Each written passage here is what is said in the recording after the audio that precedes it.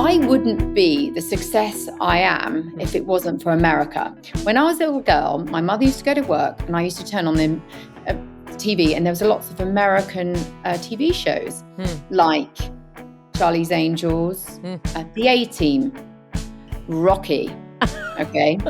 You taught me that I'm allowed to dream and go for my dreams and dream big. That's America. That's not British. British are a little bit more conservative. I'll give you my quirkiness, that's sort of something different. But that was it got installed in me. I was sitting there going, oh, okay, yeah, I can do this. Wow. And it was you that gave me that. Sylvester Stallone, okay, he's a struggling actor. And he writes the script, Rocky, and finally is going to get picked up by a big studio on one condition. Now, bearing in mind, he is sleeping in the back of a car. And the studio says, yes, we're going to give you X amount of dollars, like hundreds of thousands of dollars, on one condition. We're going to get somebody else to play the part. This dude hasn't got any money. And he's like, no, sorry, but I need to play the part. And that take a huge amount of belief. And I think, do you know what? Well done, you, Sylvester. And I remember reading that story and it stayed with me. That's America. Wow. You're allowed to believe in yourself and it's really inspiring. So actually this British girl from the other side of the ocean, your first cousin, is here with the patriotism of Rocky. It's Mayim Bialik's breakdown. She's gonna break it down for you, because she knows a thing or two. And now she's gonna break down. It's a breakdown. She's gonna break it down. Mayim Bialik's breakdown is supported by Rabbit Air. When I was told I needed an air purifier, I was like, I don't want to do that. Changed my allergy life, changed my children's allergy life, and has made waking up not dramatic in the sneezing, blowing nose department. Apparently these things really work. I particularly love Rabbit Air. I love all of the beautiful design options that they have available, especially this beautiful design, which is so sleek, it's going to look great in any room. Very modern, very modern. Very modern. Rabbit Air's award-winning air purifiers feature advanced 6-stage HEPA filtration. Their custom filter option like germ defense, pet allergy, or toxin absorber allows you to tailor the system to match your specific environmental needs. Recommended by allergists, the certified asthma and allergy-friendly A3 air purifier by AAFA is scientifically proven to reduce allergens like pollen, pet dander, mold, dust, and more. It comes with unique features like laser particle sensing, which is very important, a wall mount option, because why wouldn't you want this gorgeous thing on your wall, a mobile app, and an ultra-quiet design. Visit rabbitair.com or call them 24/7 to talk to Rabbit Air consultants. That's RABBITAIR.com. Hi, I'm Mayim Bialik, and welcome to my breakdown. This is the place where we break things down so that you don't have to. I'll tell you what I want, what I really, really want. I want to break down Geri Halliwell-Horner, also known as Ginger Spice, and she's going to be here today. I'm very excited about this. I'm flying solo, which is too bad because I think Jonathan would have had a great time talking to Geri. This is our second Spice, which is very exciting. If you have not heard our episode with Mel C, you may want to listen to it. Check it out. It's on all the places where you are listening or watching this. But this is our second Spice, and Geri is not only a renowned singer and songwriter and actress, she is a writer. She is a successful author of the Eugenia Lavender book series in the UK. It sold more than 250,000 copies in the first 5 months. And she's an unbelievable children's young adult author. And she has a new book called Rosie Frost and the Falcon Queen. And we're going to talk all about it. Here's the short take. The lead character's a redhead. I couldn't help but freaking out about that. There are songs that go with it. She wrote an autobiography, If Only, which sold over 1 million copies in the UK alone. But she's going to talk to us today about how even before she was a Spice Girl, she was deep in the literature world. She's a writer. She has an honorary doctorate of letters. She's a huge supporter of animals, and that is part of this book. And we're going to talk about that. I have to say, it's just so exciting to get to have her here and to hear about her experience as a mom, how she parents her daughter versus her son. And I even sing a little bit in Yiddish to her. You're not going to believe it. She uses so many cool expressions. Just my head is exploding. It is such a pleasure to welcome Geri Halliwell-Horner to The Breakdown. Break it down. Thank you so much for being here. It's really a pleasure to get to talk to you. And there's so many things I want to ask you about, but I first want to show Rosie Frost and the Falcon Queen because it is such a gorgeous cover. And I'll be honest, I did not know that you were an author. And this is not the first book that you have written. You've written an entire series. Can you tell us, for people who don't know about your writing career, tell us when this started and sort of what you've chosen to write? The funny thing is, and first of all, thank you so much for having me on your show. Right? Of course. And everyone says how adorable you are, and well done you on all your success. Thank you. So you're obviously a very curious person, and you love language and books. You're a very well-read and smart lady. And for me, my story is that I studied English literature, right, before I went into music. I was studying like Hamlet and D.H. Lawrence, and I thought I was going to go down that path. I always loved music, and for me, the music part was very much, I'm no Mariah Carey. My range is about that much compared to that much. You know what I mean? It's fine, but I liked the writing part. The power of words, telling stories. But when you write a song, it's like the perfume version of a story. It's going to make you feel something, which I really enjoyed. And so that love was always there with me. I love the power of words. And then, so when there's a moment in my life where, I wasn't doing any kind of music. I think I'd had a child, but it was before I had a child.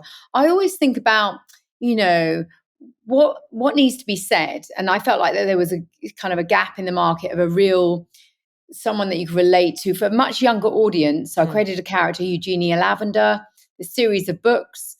And she's quite feisty, but warm and funny. Anyway, it did really well.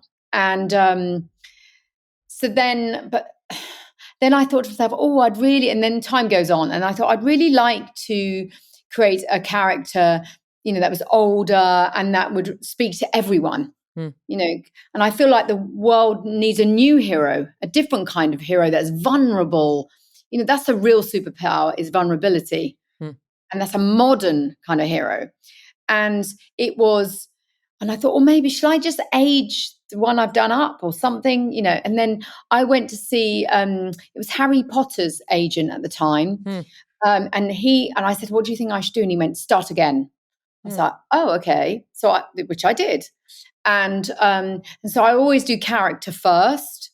And those characters that I started 7 years ago are still exactly the same ones now that you read in that book. And they're diverse and warm and real. And, for me, they're real people. And so writing a novel like that for me was the hardest thing I've ever done. It's like a baptism of fire, that having the sort of to learn the structure and, oh my goodness. You might know who I am talking about. Did you ever read Any Human Heart by William Boyd? No. Okay, he is probably one of the greatest writers of our time. He's like the maestro. He's brilliant. Okay, he got awards for this book, right?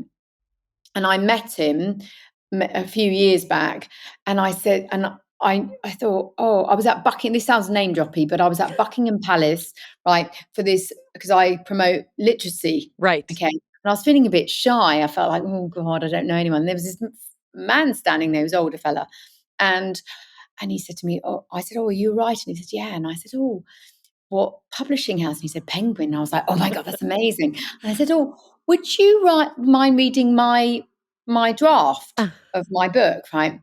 And he went, oh yeah, no problem. And what I didn't realize, he'd written that book that I love, but also it was like giving Humpty Dumpty to Beethoven. Do you know what I mean? It was like, you mind the cheek of me. But he gave me really good advice. He said, start again, because it was getting wasn't getting the feedback at first that I wanted. Said start again, write the whole thing again, but this time in the third person and in the past tense. Same story, but just rewrite it. And it suddenly changed it all. So it was all everything you read in this book has been a process, and for me it's for the reluctant reader as well. So it can be for a young person, but also like my husband's read it, and like our partners can be our worst critics. Right? Because I was going, would you mind reading? Because he doesn't really read. And do you want to know what he said? Yeah. Okay. Anyone that's got a partner might identify with this, right? What he said. So he goes, I don't want to read it until it's finished. That was first of all, because he was getting quite annoyed that I was always going off, with, escaping with writing this book. And so finally I give it to him and he went, oh, the first thing he said was, oh, he goes, it's much better than I thought it would be. It's quite funny, right? And then he finished it a few days later and he said, to be honest, I was a bit surprised I couldn't put it down. I could hear your voice, but then I just got so immersed. I wanted to know what happened next. I was like, my work is done. That's incredible. And also a very high compliment from anyone, but especially from your partner. Also, I want to mention, I think you described this book as The Crown, Mean Girls, and Jurassic Park smashed together, which is like hilarious and awesome. Can you talk a little bit about the animal component? I'm a vegan and a very strong supporter of all things animals. So I love that there's this component of this book. Can you talk a bit about that? Yeah, I mean, for me, okay, so it's set now. Okay, so anyone listening, it's set on this island called Bloodstone Island, and which is on the Atlantic, the ocean between England and America, and it's got its own ecosystem. And this is true. The parts down that way, the plants grow in a different way. And in Bloodstone Island, instead of dinosaurs, it's got endangered animals. There, that's what's really enriched and growing. And it's got a school there, which is built by Queen Elizabeth I in honor of her mother who was executed, right? And so that cut back to 500 years ago. Elizabeth's mother, she was executed by Elizabeth's father, King Henry VIII, and she'd had a miscarriage, which was a boy, and he just wanted to get rid of her because she was smart. He'd had enough, and there was horrible people at that time. So Queen Elizabeth built this school in honor of her mother. The Elizabethans were really smart. And they cared about the world. And so those values Elizabeth instills in the school, and it's the perfect place, Bloodstone Island. And so it does look just gently, it sort of wakes up that consciousness in you that, it's a fast-paced adventure, but actually, there's wildcats, Komodo dragons. Oh, nice. But the point is, Rosie Frost doesn't slay dragons, she saves them. This is about, what mankind is doing. It sort of reflects it in there. And if you're a Washington Post reader, a question is asked, about lithium. We're always trying to, put a Band-Aid on the problem. So it gently asks those questions. I don't want to ruin it for everyone, but there's sort of real facts in there, some of it, but I just turn the gas up on some of it. Does that make sense? But really, if you just want fast-paced adventure, it's there. If you feel bullied, you're going to find your power through it. It's got sort of different elements to it. Also, you released music along with it, correct? Correct. This was really exciting for me because obviously so many of us know you from a previous incarnation of your fame. And I just thought it was so cool that there's music that goes along with it. And also, like, your voice is gorgeous. Can you talk about why and how you decided to do music along with this? Well, I always love the writing of the music.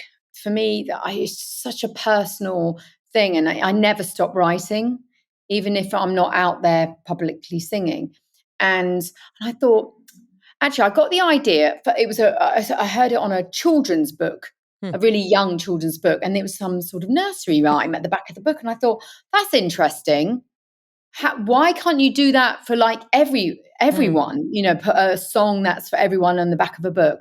And for me, Rosie Frost and the Falcon Queen, it's a whole world. It's immersive, and I like me and the reader to be in it together, to be immersed in it. And so I thought, can I give you that gift of music as well to help you really flood you with emotion, that to help you with that narration so you understand.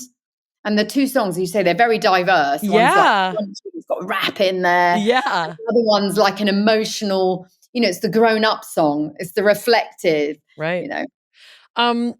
This might be a dumb question, but I have to ask it. Have you ever thought of kind of writing in that format in terms of like when I think of stage musicals, right? It's kind of, it's weaving together this kind of story, and especially because you have such a strong penchant for historical fiction. Have you ever thought of kind of moving any of your works to a stage like that? Yeah, that would be a wonderful part of the cunning plan, wouldn't it? Yeah, that'd be lovely. Mayim Bialik's Breakdown is supported by Hatch. Taking care of ourselves is the most important thing that we can focus on. Healthy eating and exercise are so important. They're often a focus, but something just as important that a lot of people overlook, Jonathan knows about it. It is... you gotta get rest. And you've got to get quality rest. With the Hatch Restore 2, take control of your sleep habits and wake up feeling your best. The Hatch Restore 2 is your bedside sleep guide, your ally in rest. The innovative all-in-one Dream Machine is a sophisticated sound machine, light, and alarm clock, beautifully designed for your bedside table. Good rest allows you to be the best version of yourself, which is why the Hatch Restore was engineered to help you form healthy sleep habits for life. Your Hatch teaches your body when it's time to sleep, when it's time to rise with light and sound cues. It coaches you through meditations and mindfulness exercises that can transform the time before and after sleep into restful rituals. With Hatch, you'll sleep deeply with white, pink, or brown noise and other sleep sounds inspired by nature. No more jarring alarms. You'll wake gently with a sunrise alarm clock that supports your natural circadian rhythm. Jonathan, you've been telling me to take my phone out of my bedroom forever. You gotta get the phone out of the bedroom. It's essential to good sleep. Well, Hatch has made that possible because I always had a reason why I needed it there. Hatch has figured all that out for me. Also, like so many people have these jarring alarms in the morning. They're like a fire alarm. That's not the way to wake up. No, Hatch knows the way to wake up. Great sleep can't be forced, but it can be learned, and the Hatch Restore 2 is here to help. Right now, Hatch is offering our listeners $20 off your purchase of a Hatch Restore 2 and free shipping at hatch.co/break. Sleep deeply and wake gently with the Restore 2. Go to hatch.co/break to get $20 off and free shipping. That's hatch.co/break. Mayim Bialik's Breakdown is supported by Helix Sleep. I've had my Helix for about 2 years now, and it has been a game changer in the sleep department. Jonathan, you love yours. Love it. The Helix lineup offers 20 unique mattresses, including the award-winning Luxe Collection, the newly released Helix Elite Collection, a mattress designed for big and tall sleepers, and even a mattress made just for kids, but our kids like the adult ones. Take the Helix Sleep Quiz and find your perfect mattress in under 2 minutes. And your personalized mattress will be shipped straight to your door free of charge. Helix offers a 100-night trial and a 10 to 15-year warranty to try out your new Helix mattress. Everybody's unique. Everyone sleeps differently. Each of Helix's mattress models are designed for specific sleep positions and feel preferences. Models with memory foam layers provide optimal pressure relief if you sleep on your side. Models with a more responsive foam cradle your body for essential support in the stomach and back sleeping positions. Plus, enhanced cooling features keep you from overheating at night. Every Helix mattress combines individually wrapped steel coils in the base with premium foam layers on top. It's the perfect combination of comfort and support. It's even recommended by multiple leading chiropractors and doctors of sleep medicine as a go-to solution for improving your sleep.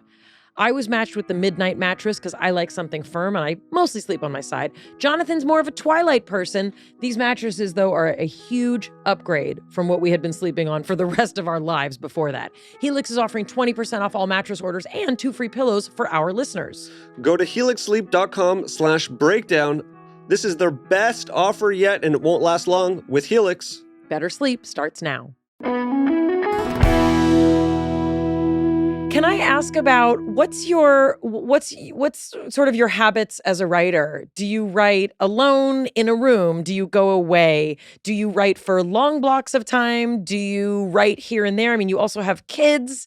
You're a Yeah. stepmom. Like your life is very busy, but I'm curious what sort of your rituals are surrounding writing. Okay. So we live in a world, okay, this is what I tell to anyone that, says, well, what's writing like? And the wonderful thing about writing is that you get to play God. You get to decide who lives, who dies, who loves, who cries, all sorts of things happen. You get to decide. And it's a real amazing experience, but it's a blessing and a curse because I couldn't stop doing it, right? But I learned as I went what works and what doesn't. And one thing I would say is about discipline. The phone has to be out the room. It is a creative killer because you can be in the middle of a scene and writing it and immerse, and suddenly if you get a text, you go, oh, what's that? And you just pulled out and that's it. Same like I'm writing book 2 at the moment, and I've had to turn, and sometimes you want to look up things on your browser of research. Right. And so you need your Wi-Fi on. Okay. So I've used a different computer that doesn't have like direct email on it. That's brilliant. You have a writing computer.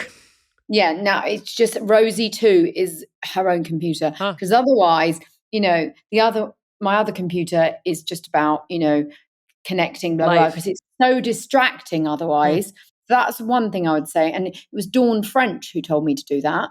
Do you know Dawn French, the comedian, actress? She's amazing. Oh, yes. Yeah. French and Saunders. Yeah, she told me to do that. The other thing I read in Stephen King's How to Write, he says, and this I found this, I sort of realized this later on, which I tried and it worked, is like to go in a dark, like really dark room, no other outside stimulation. That's work. So I've got this, there's 2 things. I'll go into a little shed, like in the garden, or otherwise it's in the coach house, and there's sort of like this mezzanine, and it's really dark. What's a coach? I'm American. What's a coach house? It's sort of, you've got a coat. No, I don't even know what that means. It's kind of like it's like a medieval dark building. It's quite small. It's on your property. Yeah. Is it like where the coaches would go? Do you know what? Exactly. So you have those arches. Oh, yeah. I think they call that a porte-cochere. That's a word I know. Yeah, I didn't know that. Very nice. So, porte-cochere. A porte-cochere. So that's a place that you can also, I think it is. I mean, I'm American. We don't know much. Do you know, can I tell you something about America? Yes. Right? Kosher. Right. And this is really important. Right. So see me as your British first cousin. Okay. Because, right, sometimes, we have to pull each other over the wall. Okay. And I want just to share back with you that I wouldn't be the success I am if it wasn't for America. When I was a little girl, my mother used to go to work and I used to turn on the TV, and there was lots of American TV shows like Charlie's Angels, The A-Team, Rocky. Okay. You taught me that I'm allowed to dream and go for my dreams and dream big. That's America. That's not British. British, we're a little bit more conservative. I'll give you my quirkiness, that's sort of something different. But that was sort of, it got installed in me. I was sitting there going, oh, okay, yeah, I can do this. Wow. And it was you that gave me that. And so for me, when I bring, to your country, Rosie Frost and the Falcon Queen, it's got these values in it, right, which we can talk about. But they are sort of a reminder of what you taught me, that you're allowed to go for it. I think that's so beautiful.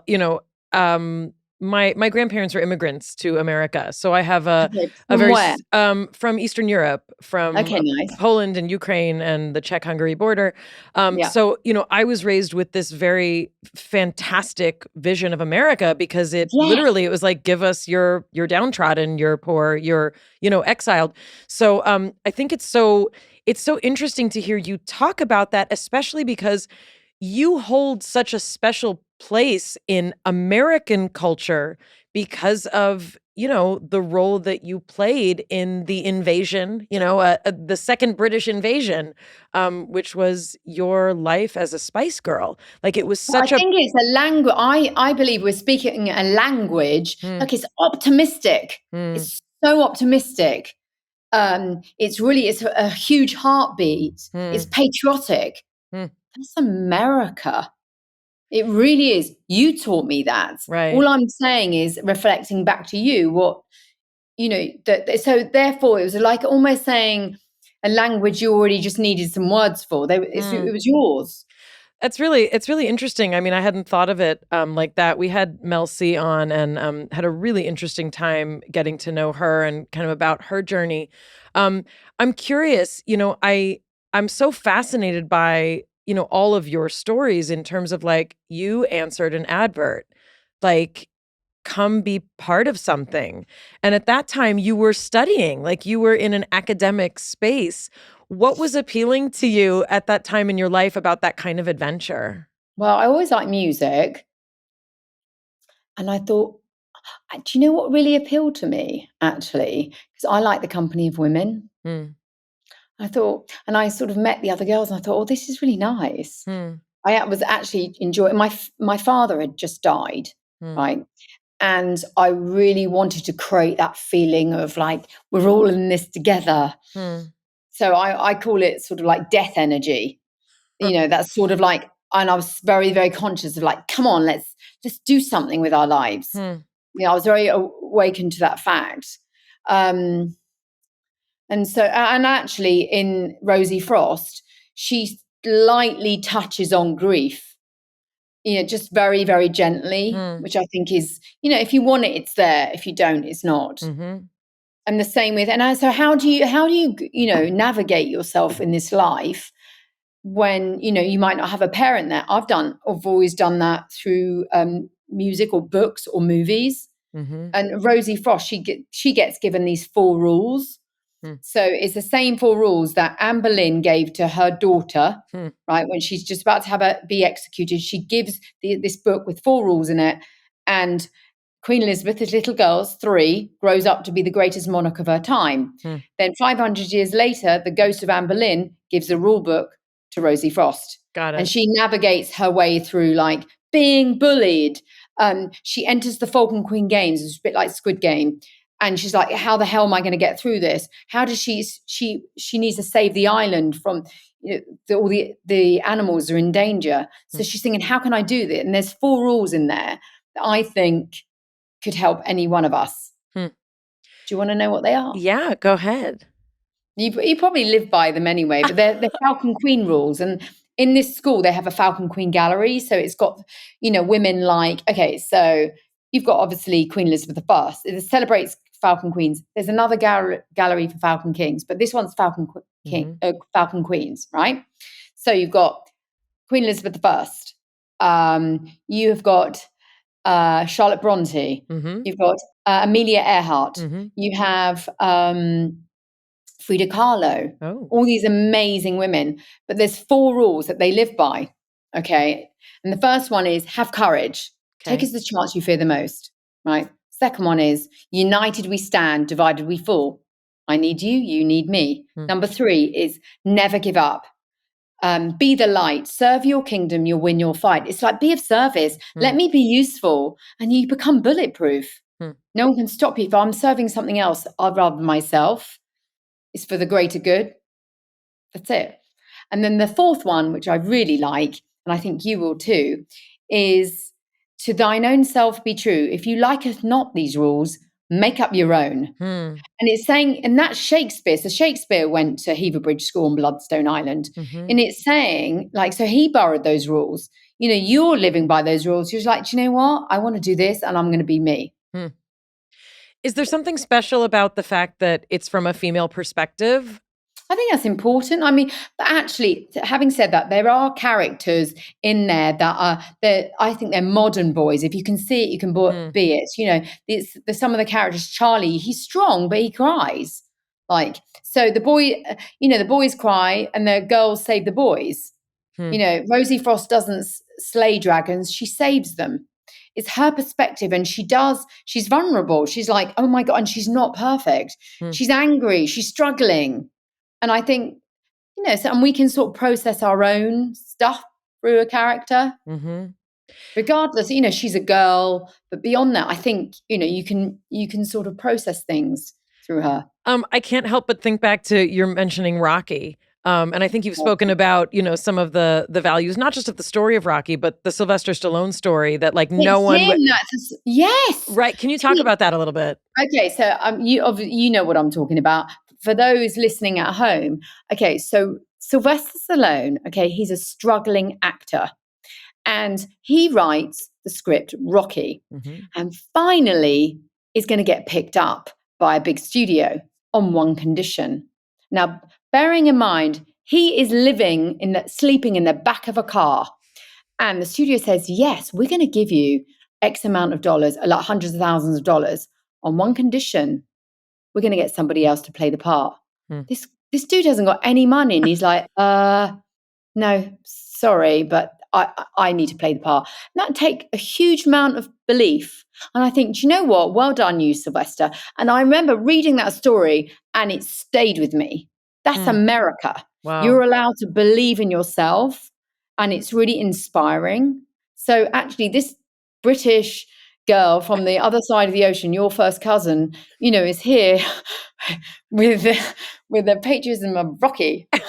Well, and I wonder, I can't help, especially because that is quite funny, isn't it? No, well, and also I'm thinking of, how much of historical aspects of your, the country of your origin is in your writing. And, that is a huge difference, when you have a country that is built on the monarchy and is still so closely connected to it. It gives a different kind of boundary. And it's true. America we're the Wild West of countries.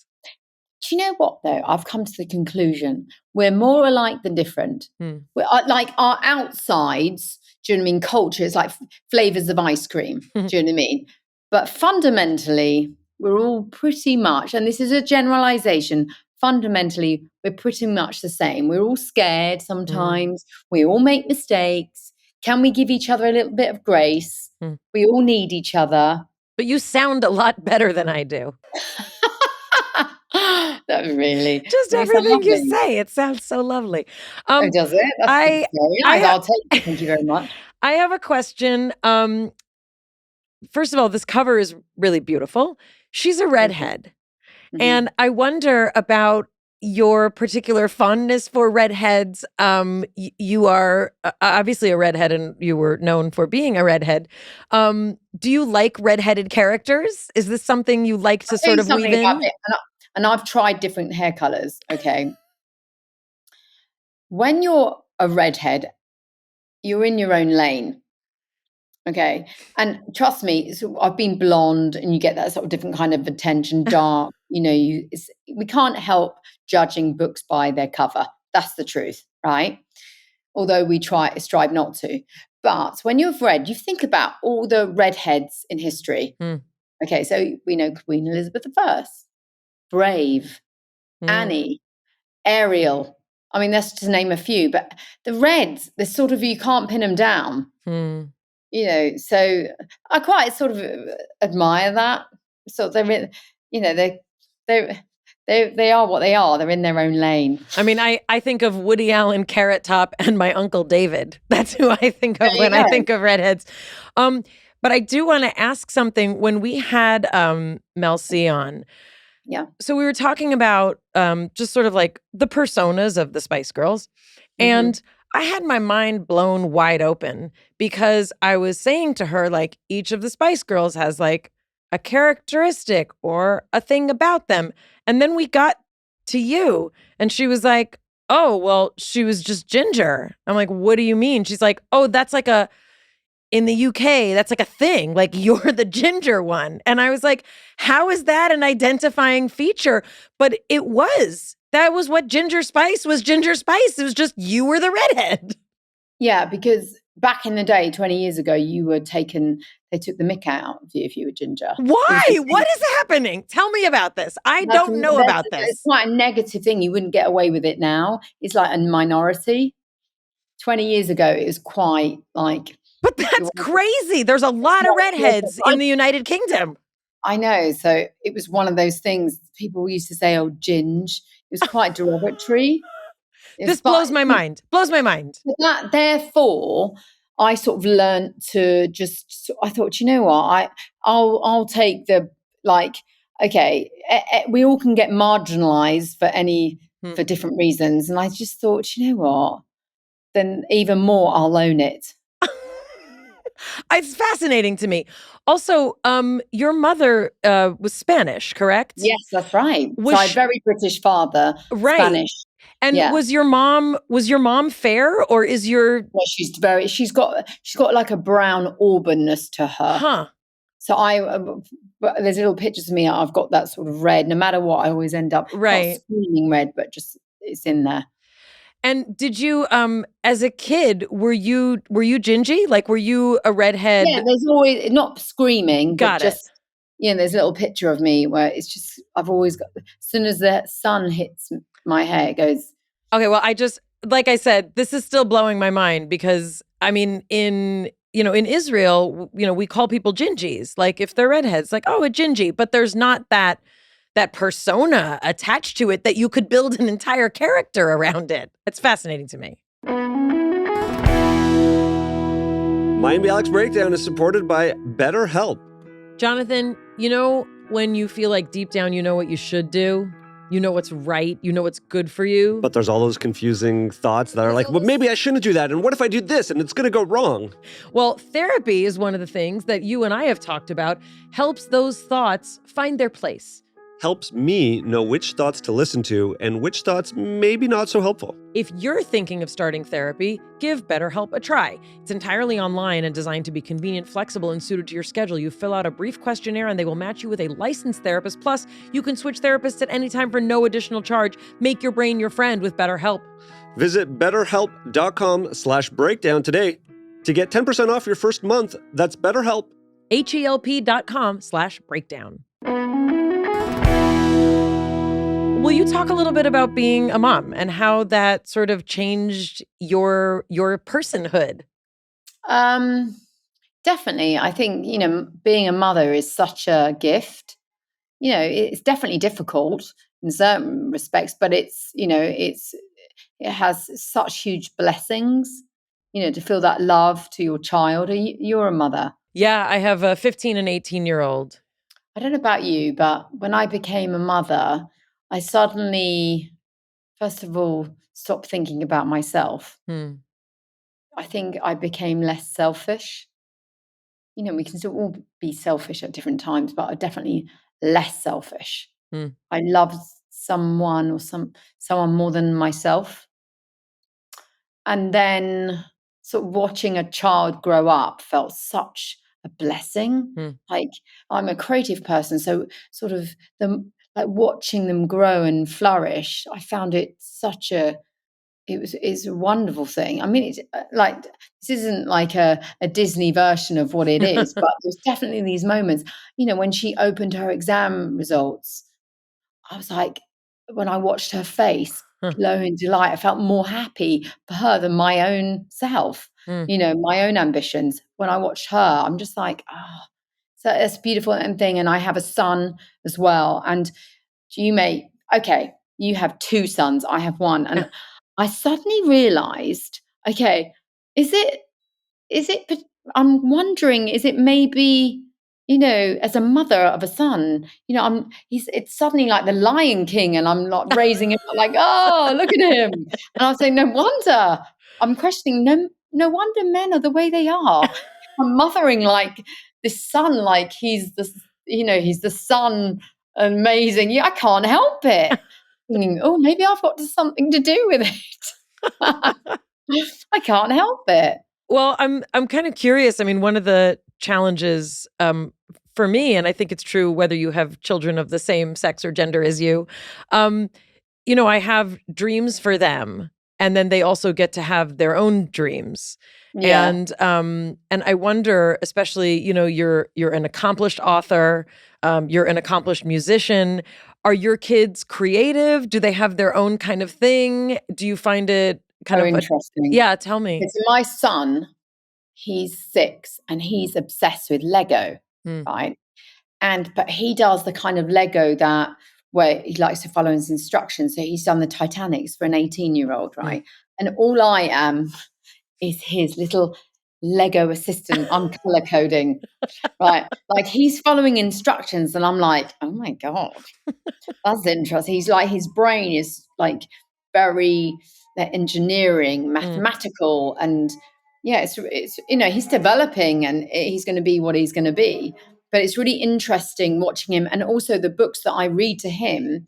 What he wants to learn about. I really learned about the Titanic because of him, and we went to the Titanic Museum in Ireland. It's phenomenal. I could name 5 different brands of tractors at one time when he was into it. Different aircraft, and just what he automatically went to.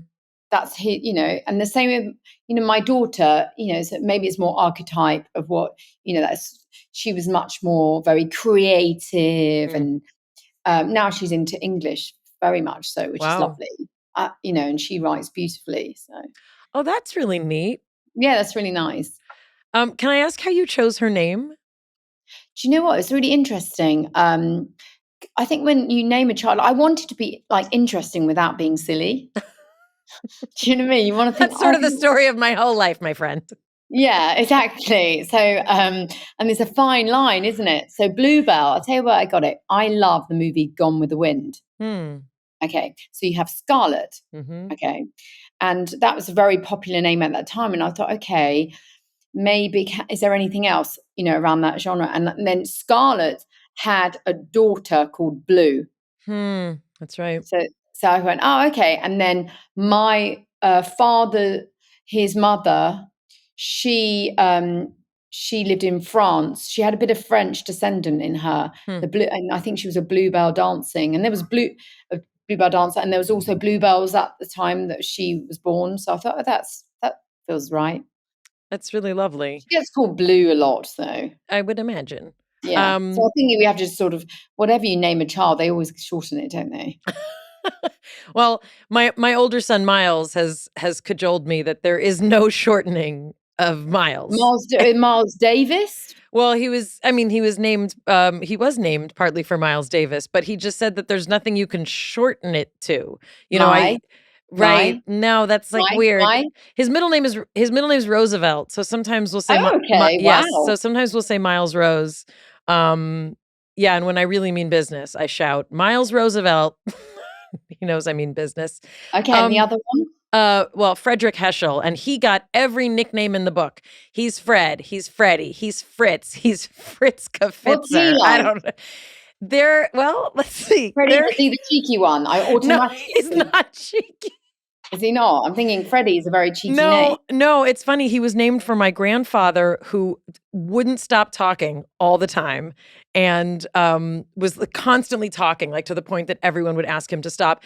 And Fred decided not to speak until he was about 4.5. And we thought that was very ironic that I named him for someone so chatty. Yeah, but they say, isn't it? I think the philosopher says you have two ears, one mouth. That's right. Actually, I think the wisest ones, well, he was listening, and actually, interesting musically. Well, no, he sang before he spoke, because I sang to him constantly. And what did you sing? I used to sing a lot of Yiddish songs. That was the language of my childhood, and so he would sing before he spoke. But like what did you sing to him? Go on. I mean, it's this really sad Yiddish song. Go on, just one. Was gewesen ist gewesen und nicht da. It's just like sad Yiddish music. So nice. But this what little it's equally sad in English. It means what happened is over. You cannot go back. And when we are young, everything is great. And then when we're old, it's different. But what was funny was that when he finally started speaking, he remembered all the songs that I sang to him. So you had this little tiny voice singing, these Yiddish words. It was very, very eerie because I named him for this. You were telling him. You were Yeah. singing to him and saying, you can't change Right. anything. Speak, Right. therefore, as he was thinking, do you know what, I'm going to think about everything before I open my mouth because I can't take it back. And my mother He's sung me that message.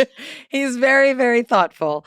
I wanted to ask you one more thing about being a mom in particular. On this podcast, we often talk about the complicated things that bring us here, and a lot of times, you know, when we have children, a lot of our stuff comes out, as it were. At least that was my experience. You've talked a lot about body image. You've talked about bulimia. You've talked about what it was like also to be a public person when everyone was looking at you, and sort of how your life changes when you're in the public eye, which I obviously can relate to since I've been on television since I was very young.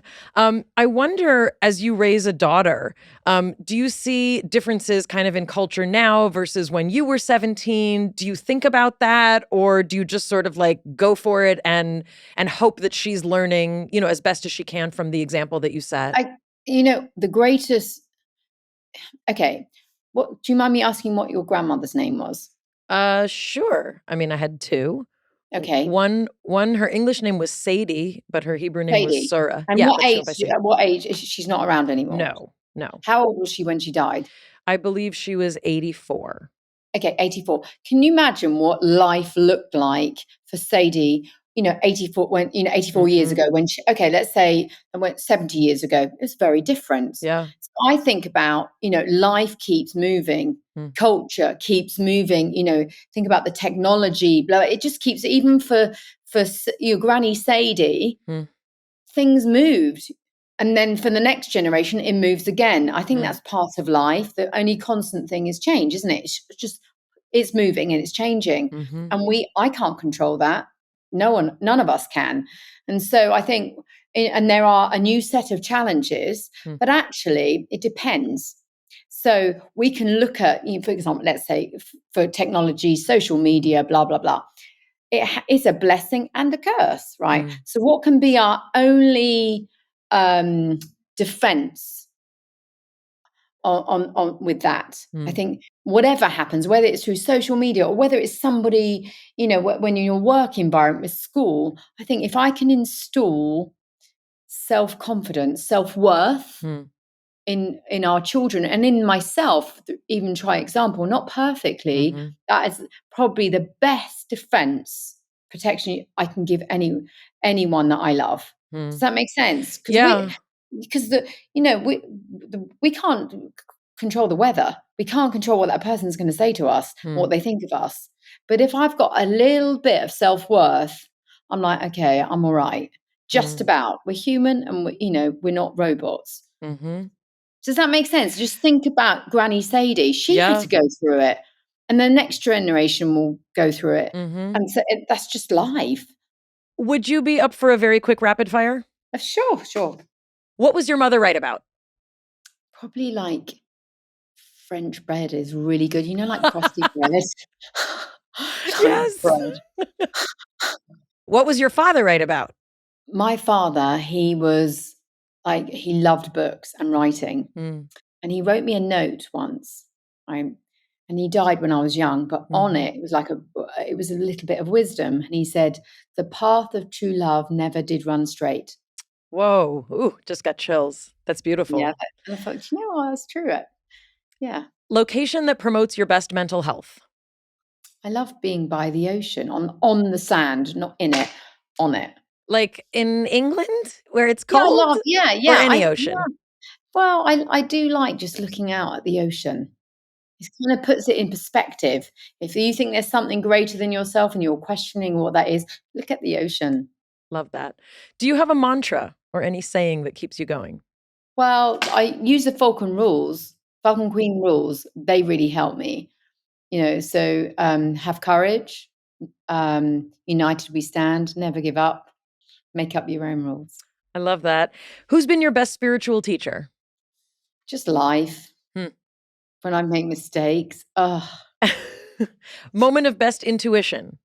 I think that was one of my, when I'm on it, it can be razor sharp. When I was standing in a room full of execs, most of them were male, and they told me that I was standing by myself, and they told me that Wannabe should not be a single. And I said, no, but I like it. I like it. And I couldn't tell you why. Wow. It was very sort of instinctive, childish answer. But I was going, but I like it.